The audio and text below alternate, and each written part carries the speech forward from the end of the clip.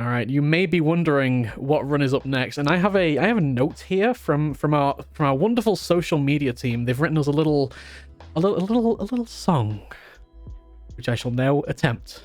Enjoy. Runners speeding through the games, fast-paced events, raising money for a cause. Trevor Project might glitch by accident. Next on a marathon, it's Ducktales. Woo! Gonna race through all the levels, Ducktales. Woo! DukeFireBird and Roach788, Ducktales. Runners gotta go fast. Watch the danger, gonna be a blast. Let's go, cause it's time to race some Ducktales. Woo! Who will be our winner today? Ducktales. Woo! DukeFireBird or Roach788, Ducktales. Woo! Twitch.tv/Argic Ducktales. Woo! So if you were following along with that, the next run is going to be Ducktales Remastered, a race between DukeFireBird and Roach788. Just saying. That's all I wanted to say, really.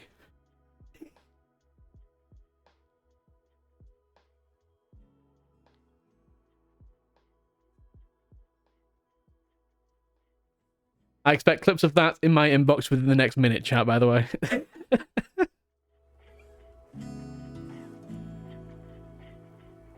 This marathon is being presented by the team at Fast Paced Events. Founded in January 2022, their mission is to promote mental health and LGBTQ+ awareness through speedrunning and to raise money for mental health and LGBTQ charities by beating games at a fast pace and sometimes doing incredibly dumb songs.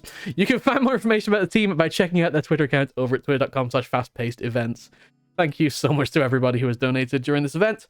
We have only one more target incentive for the marathon, and that is going to be the SFX badges in Paper Mario. Paper Mario is in fact our last run. We are coming up to the end of the marathon, and it'd be great to smash our very last goal. You've smashed every goal that we've put in front of you, and the current goal is set to $11,111.11 for the memes. We've only got a few runs left to do it, and I believe that we all can. We'll be back with DuckTales in just a few minutes.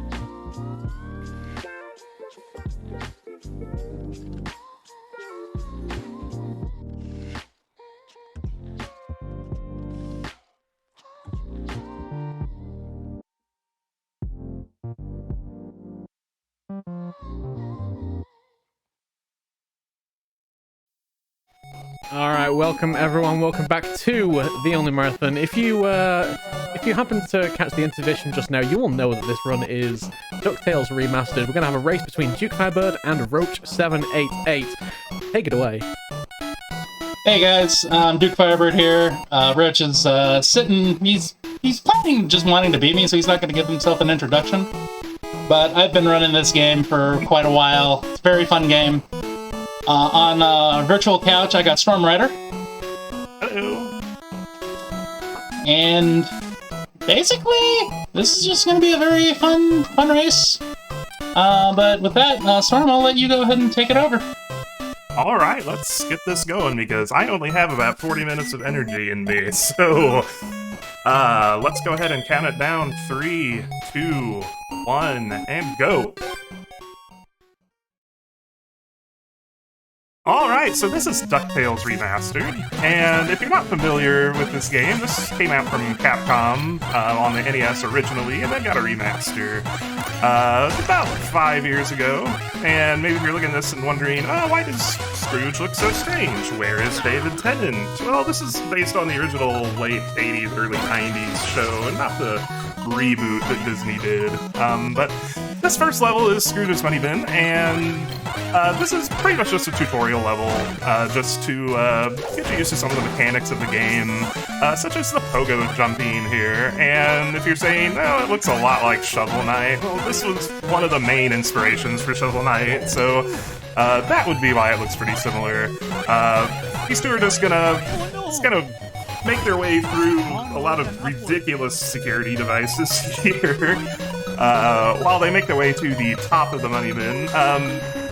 You may see a couple spots where some chests just kind of appear out of midair and float there. I don't exactly know how that works. It's video games.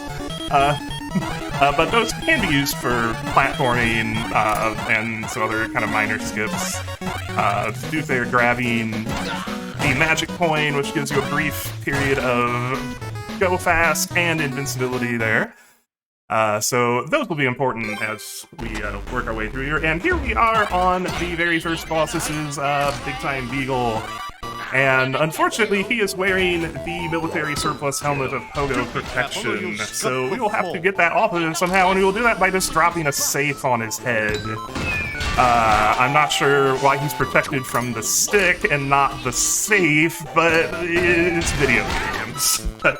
So the object here is he's going to throw something at them, something that looks fairly expensive.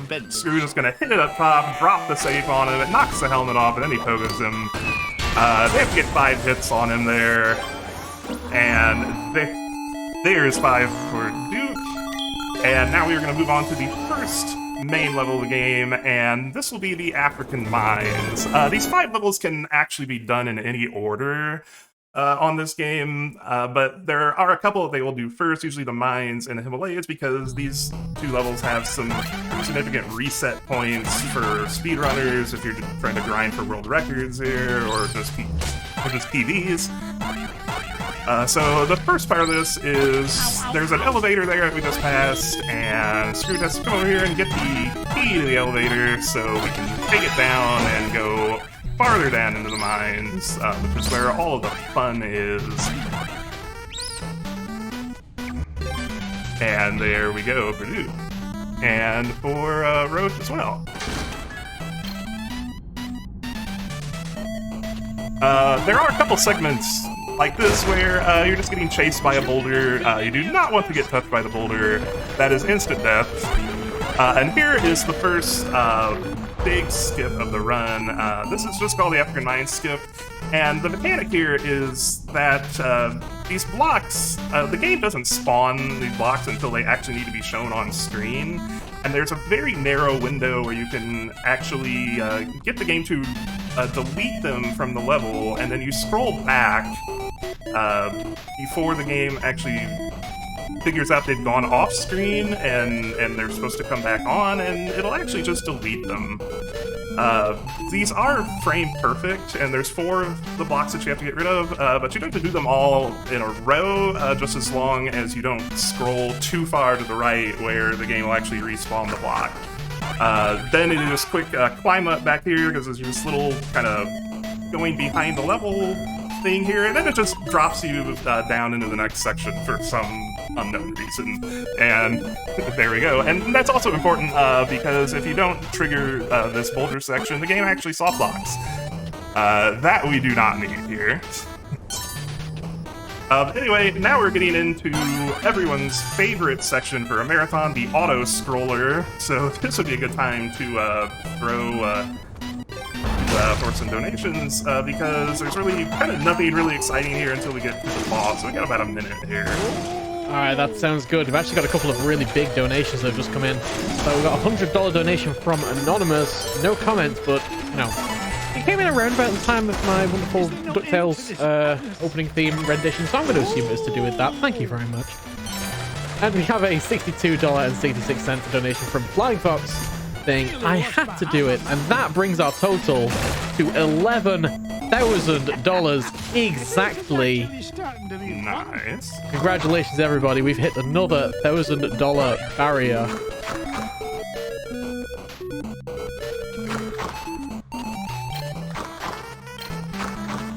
All right. Well, they're just working their way to the boss of the Aftermines here, and I think it's just a little bit. We might be able to get one more donation, one more really quick one. Okay, I can always find something to say, so I'll do a quick explanation of exactly why we're here. We're raising money for the Trevor Project, an organisation that works to save young lives by providing support. Oh, never mind. He's closer than I thought. Alrighty. Sorry about that. Alright, so here is the Aftermines boss, the king of the Terraformians. His main mechanic here is, as with most things in this game, you pogo them. Then he will do this little roundabout thing, and then he kind of fades into the background and does one of two attacks. He will whip out a conch horn, and if it's orange, you'll see some rocks fall from the top of the screen. If it's blue, you'll get that stampede of balls rolling through that you just saw there. The order is random somewhat, but they will always be in a 2-2 pattern, so you'll see 2 of one, 2 of the other attack, but the order you get them in is random each time. You preferably want to see the rocks first, because as he takes more damage, the attacks actually get a bit longer, and the rocks are definitely the slower one here, so you kind of want to get that out of the way as soon as you can. So, but looking good here. Just, I think, one more hit on this after this attack phase here for Roach. Got one more rock phase, and then I believe one more hit will do it. And there we go. There is the first treasure we've collected, the giant diamond of inner earth. 4 more to go. And with that, we will be moving on to the Himalayas.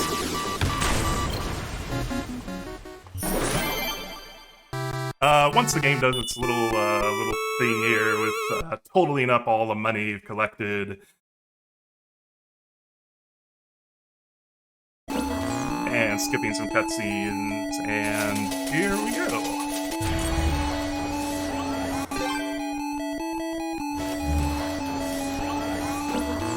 Alright, here we are in the Himalayas, and the main mechanic of this is there's a lot of snow, so you can't pogo on the snow.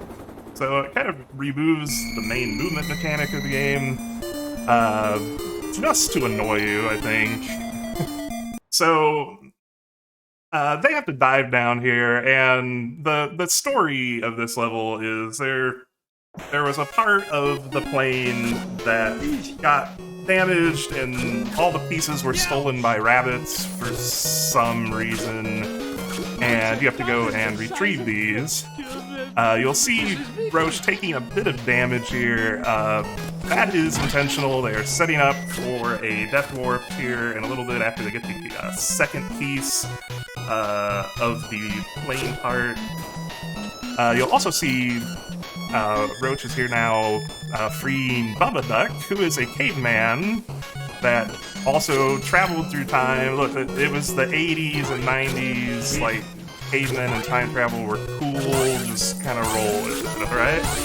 But we're going to need him to break some blocks in a little bit. And here's that death orb we mentioned. He grabs that piece from the rabbit and then takes the death, and that brings him back to this rope. It saves probably 10 seconds or so. And then here is Bubba Duck, and here's what we need him for, to just smash through these very large blocks that we can't really pogo, and, well, you can't pogo them if you can get on top of them, but a lot of them you can't, and also the pogoing is slower, so we kind of want him to take as much of this workload here as we can. So, there we go, that was a good section there. And now there's just one more piece of the plane to recover, and then we can move on to the second half of the level, and there's that, and now it's just a matter of climbing back out to where we started the level, and this is probably a good time for a donation or two. Alright, yeah, we've had quite a few in this since the last time I got to speak. So, we've had $11.11 from Uncle Gramps, no comment. A $1.11 donation from Ori Sky saying, let's start a $1.11 train. Go, go, go, don't stop at 11k, let's get to 12k by the end of the event. Cute chat, and I completely agree. Yes, chat is cute. So cute. Chat. Alright, here we are, we're back to the plane. We're gonna repair that through the magic of montage and cinema skip, and now we get to the absolute worst boss in the game, which is Flintheart Glomgold there on the other plane, and he is firing Beagle Boys and bombs. And the objective of this is you have to shoot the bombs back. And, of course, the first thing that has to happen for that is he has to actually fire a bomb. This is pure RNG. It's 50-50. There is no way to manipulate or control this. The only thing that is under your control is you want to get that bomb out of there as quickly as possible, because the game will never put two bombs on the screen at the same time. So you want to shoot that back at him just as quick as you can, and then everything else just kind of, oh my god. This is ridiculous. Roach's record for this is 20, and we might be challenging that here. That was a lot. Oh my goodness, this is ridiculous. And I should say it's 20 extra ones. You know, we don't count the ones right after a bomb, because the one right after a bomb has to be a Beagle Boy just because of the timing. There's no way to get the bomb off fast enough. But then after that, it's just RNG. So there's just this one tiny little platforming section here, and then we will get to the boss of the Himalayas, which is this big Yeti. And she is very mad for some reason. It turns out she's got something in her foot is the real problem, but we won't see the storyline here. But she will do that, and yes, it is a she-yeti. This is canon. This is in the game explicitly. It is she, her. Get the pronouns right, please. But she will do this kind of jumping around move, trying to stomp Scrooge, and then she will bash on the wall there, and that will drop a rock there that we can hit up top, and that will drop the much larger ice block, and that will kind of bonk her on the head, and then that will expose her to a incredibly damaging pogo jump. The main trick here is figuring out where that block actually drops, because you'll either have to line it up with to drop the ice block on the far edge or in the center. Now we moved on to the second phase, where now only the block in the middle is available, so it will thankfully always drop the rock to knock that down in the right position, so you just have to wait and get the timing right to bonk her on the head, and I believe it's a 6 hits, so I think there's just one more here for Roach. And they will occasionally do this kind of stomp attack as well, where they kind of hover in the air briefly and then drop down, and that will actually stun Scrooge if he's on the ground. So they do want to jump for that, just so they don't have to deal with that. And there is a stage there for Coach. And next we will move on to the Amazon. get in a quick donation here while they're changing levels. All right, yeah, some more come in, and plenty of people trying to buy tickets for the $1.11 hype train. Ethan comes in with a $1.11 donation. The comment Arctic train. Derek Shana comes in with a $1.10 donation. Not quite enough to buy a full ticket, but you know, you can get on anyway. With an evil cackle. And finally, we have a $50 donation from Mike the Pwn Star with a heart as the comment. Aww. Aww. Alright, well, here we are in the Amazon jungle, and Roach is here. Duke is just behind him, just a little bit, and the main shtick of this level is they are trying to find 8 coins to unlock the temple. It is the second half of the level. Roach is setting up for another death warp here. He is not bad, trust me. I've watched him play this game a lot. They are both excellent runners of this. There's that death warp, and that takes him back to the rope to climb up. That saves a few seconds there. And now it's just a matter of kind of crawling around and finding where all of these coins are hiding at in these very large treasure chests that are lying around. And there's just a couple of them left here. There's one there. There's another one at the end of this. We will skip that for a moment because we will drop down and get another one. And then grab that one on the way up, because climbing up this rope is the way forward. So that is the path they want to be on. These bees look like they're going to hit you, but they actually don't if you just keep moving at full speed. And there's the 8th coin. And now we will move into yet another auto-scroll section where the runners actually do not have to do anything. They have just set the controller down, and this would be a very good time for a donation or two. Token auto-scroll segments. Every good game's gotta have them. Alright, listen up, chap. I've been doing the numbers. Originally, we expected this marathon... The goal of this marathon was to get $3,000 for the Trevor Project. We have currently made it to 11,000, and our goal is currently set to 11,111, and I know we're going to hit that. I know we're going to hit that because chat's amazing. But if we can get to $12,000, we would not double, not triple, but quadruple the amount that we were aiming for. And that would be utterly incredible. That would Trust be me, I've run the math. Let's make that happen. Let's make that happen. Here we go with Roach. He has made his way into the temple, which is the second half of this level. There is one of those magic invincibility coins to give a bit of go fast. And this is just some pretty basic platforming. There's stuff that falls on you from above. There's stuff that falls from underneath you to make you fall through the floor and die. There are boulders that try to make you die. It's your typical Indiana Jones movie here. So they are just gonna work their way through the various enemies and things, and get to the top of this temple where we will fight the boss. Out there, maybe we can squeeze one donation before the boss.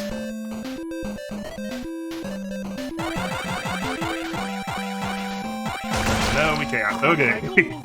Alright, here's the boss of the Amazon. I don't think this has a real name. I think it's just stuff that the fandom has come up with. But this boss is in a series of phases. They're gonna bash him on the head 3 times, and then it will fade into the background, and then do a series of attacks where the room actually moves and tries to crush you. There's 3 ways it can do this. It can do vertical one at a time. That is the one we don't want to see because that is by far the slowest pattern. There is coming in from the side there, which is what Roach is seeing right now. That is kind of the medium pattern. There is the slow pattern again. And then the last pattern is where they come in vertically, but they all drop at the same time. That is the fastest one. That is the one we want to see, but it's all RNG. I don't believe any way to really control this, so you just kind of hope that everything goes right for you. They are taking some damage here, just to make it a little quicker by damage boosting rather than trying to accurately dodge drop everything. And we are playing on the easy difficulty here, with this very generous in giving you health restores and these, even during the level, and even during the boss fights. It will just drop health for you. You have to kind of try to die in this. And there we go. And that is clear for level 3 here, the Amazon. And next up will be Transylvania. But as I was saying, we are playing this on the easy difficulty. There are 4 difficulties going all the way up to Extreme. Extreme is probably the other one that you will mainly see runners play on. It's usually one or the other. I don't think I've ever seen the middle, like the normal and hard played. The main differentiating feature with Extreme is there are no continues. So if you run out of lives, your run is dead. And that's not particularly marathon friendly, so we're playing on easy here, and here we go, Roach, heading into Transylvania. The main plot here is, honestly, I don't remember, but Scrooge's nephews, Huey, Dewey, and Louie, run in here because they are not the sharpest teeth on the junior woodchuck, and they immediately get captured within 3 seconds, so Scrooge has to go rescue them now. It might be simpler to not pay attention on this adventure, but that doesn't make their gut relevant. So, they're going to be just kind of making their way through this very spooky castle here, finding the spots where the nephews are being held, and freeing them by defeating a very simple mini-boss, which I believe is one more screen. But this is just some pretty basic platforming here, taking a little bit of damage just because it's a little bit faster to move through. Here's one of these mini-bosses, which is a ghost. Ooh, scary. It's clear that— oh no, it was a Beagle Boy the whole time. Oh my. I never would have expected that. But there's one nephew freed. And now we will use this magic warp meter to get back to the main part of the level, and then Scrooge will make his way to free the next nephew. Is right here. And these 3 little mini-bosses kind of get in an increasing difficulty because it will also throw in these other ghosts that just are kind of there to annoy you and make it so that you can't line up your jumps well. There are some ways to manipulate where those drop down, but they're kind of finicky. Runners probably aren't really focusing on that, or just kind of focusing on just getting damage onto the boss. And here we go with more auto-scroller, and this, I believe, is one of the longest ones in the game, so there is a lot of time here to get some donations in this.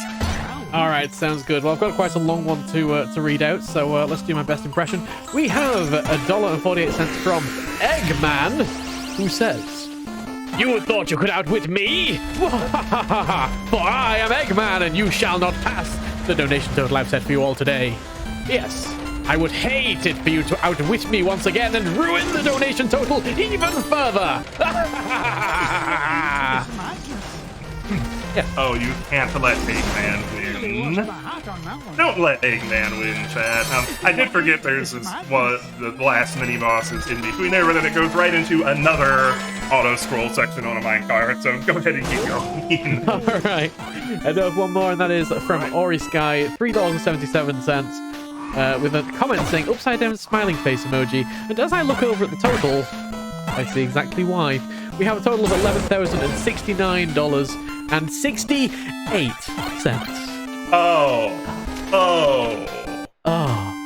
Why would you do this? Oh. Why would you do this? Pain. I heard. I can't do this anymore. I'm done. I'm out. Bye. No, we still have some run to go. There we go. We're done with the auto-scrolling here. Roach is here that's kind of making his way back. This is Beakley. Yes, she looked very different in the 80s show. You've seen both versions of the reboot. But she's kind of positioned to give you some health refills on various levels.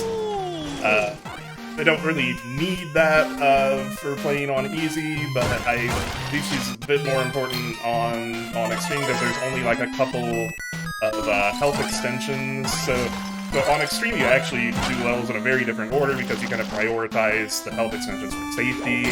But here's Roach, he's gone through this very large mirror. Now this is the final hallway before we get to the boss of Transylvania, which is Magica Dispel, who is just one of the kind of arch villains of the DuckTales universe. And she has another phase fight, kind of like the Amazon boss. Her first phase here is lasers, and she can either do horizontal lasers or vertical lasers. The horizontal ones, you get platforms that you can climb up on and avoid them. The vertical ones can be unfair because they can just spawn in a way where you're just trapped and you can't possibly dodge them in any way whatsoever, which is excellent. Then she will do this phase with the mirrors, which you'll see here in just a second. I think there's 3 lasers, no, 1 more. And as she takes more damage, these get a little more intense. Like I noticed there were 2 levels of horizontal lasers there on Roach's side. And eventually there will be 3 once we get her down to 1 or 2 hits left. But here, this is kind of the intermission between the main phases here, where you can actually pogo on her, either while she's in that bird form, or she kind of takes off to one side and tries to shoot some blue balls at you, because, you know, speedrunners have never seen that trick before, right? But it's a pretty simple fight. You just kind of have to move in and get damage on her when you can. And I believe that is the final hit. There is the coin of the Lost Realm. That is the 4th treasure. And now, Pat. Are you ready with the jam emotes? Are you ready? I hope you're ready, because we're going to the moon, baby. And the moon theme, of course, you know, one of the greatest anthems in gaming history.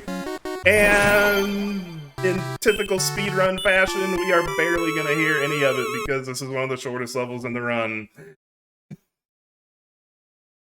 Moon, absolutely. So the way you're supposed to do this level is you'll see this big UFO thing up here, and you're supposed to go up there, you're supposed to get Gizmo Duck's suit, but you don't want to go up there. It takes like 420 years, it's full of NFTs, we don't want anything to do with that UFO. So, but you do this little stutter step here, kind of like the African mines, and there is an invisible block there. I mean, there's the very visible one, but there's also an invisible one that keeps you from going through it. But you can scroll that off screen just like the African mines, and then you just kind of phase through it for some reason, and there you go. And that's practically the whole level right there. There's just these couple very short platforming sections, and then we're at the boss. So I'm not gonna throw it to host this time because I know this is really short. I think it's just one. Oh, I'm sorry. I did practice his commentary a little bit. I know it doesn't seem like it, but yeah, here we are at the boss, and the boss is this giant mutant moon rat. I don't know. But he mainly has 2 phases. In the first phase, he just tries to run into you very aggressively. And once you do some damage to him, he then does this kind of warping around phase where he turns green and then just starts zooming around the screen, and then he will pop out of one of those 6 holes in the background and try to run into you some more. obviously, the quickest pattern, we want him to come out of the bottom holes because those involve the least movement before he raises off screen, so those are the shortest, but this is pure RNG. You just kind of have to react to it, and then wait for him to become vulnerable again, and then you just pogo him, and you do this about, I think there's, he takes like 15 hits. So Roach here's getting down to the end. We probably squeeze in a donation here while they're finishing this fight up. There isn't much more to explain on it. Alright, big news is that we have just passed the $11,111.11. In fact, we did, pass it by a cent! Thanks, everybody! Chat is just taking this opportunity to just troll with the donation amount. Thank you, everybody, for your donations, though. They're very much good. Yes, thank you, everyone, for contributing to this. Here we go into the final level of the game, and this is Mount Vesuvius. And if you have played the original NES version, this is very different. The original just kind of had to do Transylvania again for some reason, except there's a different boss at the end. I don't know. But for the remaster, they actually added these two whole new levels. They added this one, Mount Vesuvius, and also the intro level of the game, the Money Bin. Those are both exclusive to the remaster.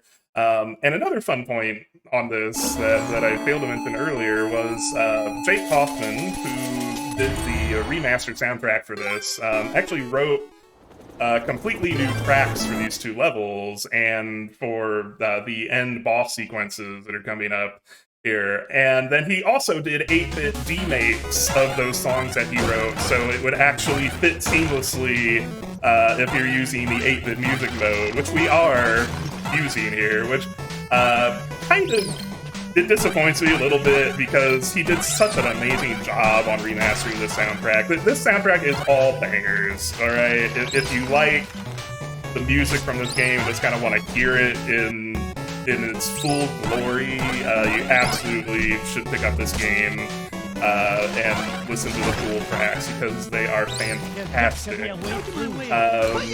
Anyway, Roach and Duke are kind of moving their way through here.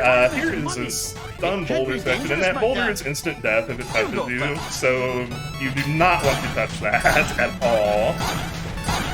In any way, shape, or form. As they kind of make their way up here, they will be moving into convenient safe spots. They're there, and this is one of the trickiest parts of this level right here, because you actually have to pogo off of the boulder here in order to get enough height to get to this chain, and of course if you screw up the pogo and just land on the boulder, it kills you immediately, so that is not something you want to see happen. But that's why we're playing on easy, so it's not a huge loss if you're doing that. But here is another minecart section, and thank God, I think this is the last one. Yeah, there's one more short section here, and then I think there's one more platforming screen, and then we will get into the final sequence of the game. I'm helping like you asked. Quit complaining. You can send one quick donation here. Alright, very quick one. $1.02 from Chocolate Dave. Done. I was quick. That was quick. Yeah, so this is the final corridor here. You see these, you can see these ghosts from Transylvania popping up again. We have these chains, and these chains are annoying because they actually break after a couple seconds, and that becomes important later, so keep a note of that. And here we are on the final boss. This Magica is still again, but she has brought a friend. This is Count Dracula Duck. So, hit sequences. First, you have to pogo on him by pogoing off of one of the bats that he spawns, and then we will go into this phase where there are one of 3 different attacks that you can do, and these are signaled based on the color of the potion that Magica throws in. And this is the red pattern, the bat, and this is the one we don't want to see too often because this is by far the slowest one. So The main mechanic there is you notice there were 12 columns, and you know, it'll come back up again. I'll get to it there. The yellow pattern here is he gets very big and tries to chomp you, and this is the optimal pattern because it's by far the quickest one. He will usually chomp 5 times, but if he can actually get on top of the beak and just kind of pogo on top, which is perfectly safe, then he shortens it to like 2 or 3. So that's the one we want to see most often, but it's pretty even RNG as far as what you'll see in this fight. So okay, here we are with the bat patterns again. The first column that's safe is completely random, but after that it will alternate sides. So you know, if there's 12 columns there, 6 left, 6 right, and after the first one it will always switch between the 2 sides. So it'll either be in the 6 on the left or the 6 on the right. So you can kind of predict where the safe spot's going to be. And here's the last one that we haven't really seen yet, which is the green one where he turns into a dragon and shoots fire at you, and you can dodge by doing the immensely difficult move of moving slightly to one side. God, gamer. Amazing. Wow, look at that. Give me ultimate Alright, so power. all they're doing here is just working their way through the patterns, hoping they get the faster ones until they get the hit. I believe it's 7 hits on him before we move into the final, so I think Roach here is down to 1 more hit left. And here we are, we got the green pattern again. Oh, what a god. Amazing. Dodge. No chance. God gamer. Alright, and this, I believe, should be the final hit. There we go. Now we go into the final sequence, where Scrooge's #1 dime is here for some reason. Honestly, I've lost track of the story. And you now have to beat Magica and Glomgold to reaching it. And this looks fairly easy. That's because we are playing on easy. On extreme difficulty, they actually move up like they are part of a SpaceX launch. So it is very challenging. And now we've gotten the dime. Magica and Glomgold are out of the picture, but we do have this final sequence to get out of the exploding volcano. And time's going to be coming up here for Roach. He's going to make this quick chain jump, and as soon as Scrooge steps on this flat platform in the middle here in time.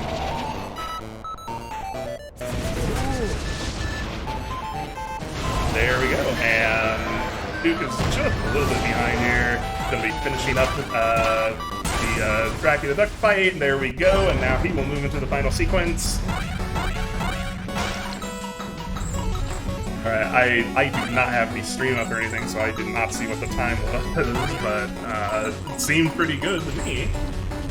Let's all cheer on Duke here as we kind of get into the ending here. Just a little bit more to go. Time we had on stream, I believe, was 36:31. 36:31. That is, wow. That's really close to a TV for Roach, I think. Or did he get under 35? I don't remember. It was really close to a TV for him. And here is time for Duke. There we go. That is your race. DuckTales Remastered.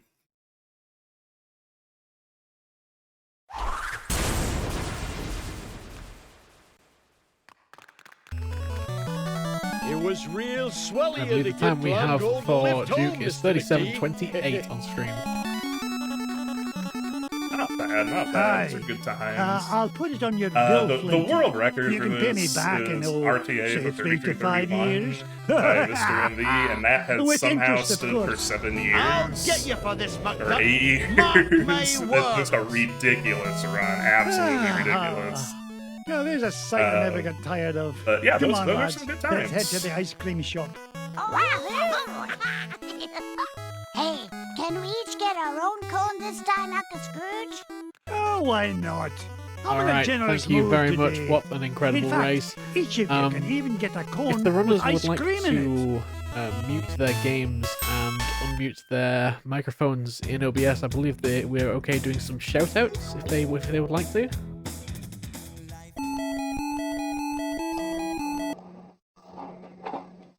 GG's, Roach. I do want to definitely say that. Yeah. So something I do want to mention that I really didn't like happening in the race. Unfortunately, I ended up with a 7 in my 10,000s digit. Oops. But no, major shout outs to everybody who's in the Ducktales community. Kind of been watching a bit of Rika Suave with their run at One and Done. That was really fun.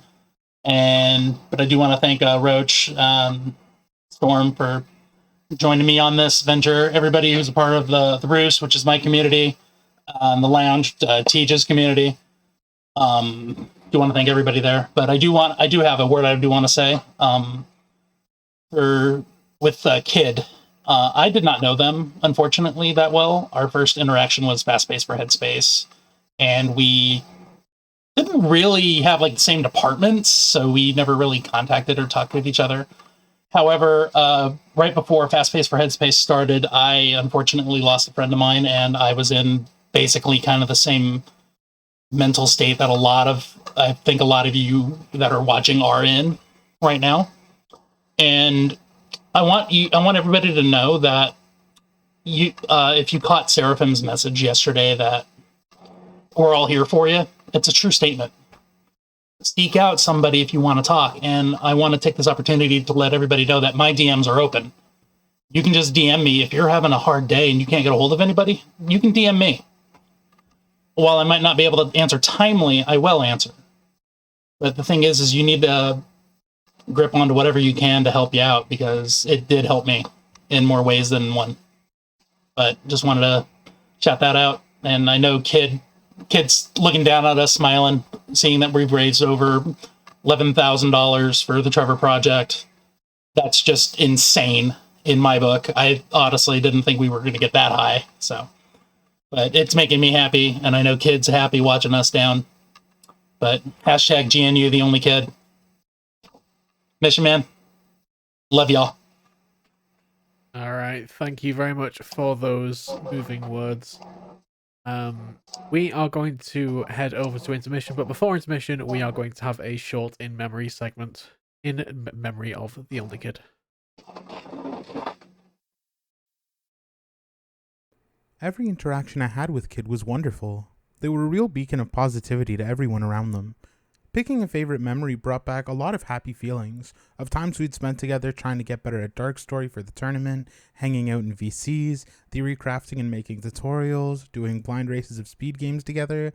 Everyone had a good time if Kid was in the group. But if I had to pick a favorite memory with them, it would probably be when their partner at the time completed a damageless run of Ori and the Blind Forest. That might sound like a weird thing to remember them for, but to me, it really is emblematic of who Kid really was at their core. The entire journey long, through many attempts, Kid would spend that time with them, cheering them on and providing support. And when it finally happened, they were so ecstatic that they popped off in my Twitch chat about it with the excitement and pride of someone who had just done it themselves, because that's just how much someone else's accomplishment meant to them. You just can't make someone care the way Kid cared. They always cared about other people and did what they could to make those people happy. And if this marathon is anything to go by, the impact that had on those around them was not taken for granted. Thank you, Kid. Stay fabulous.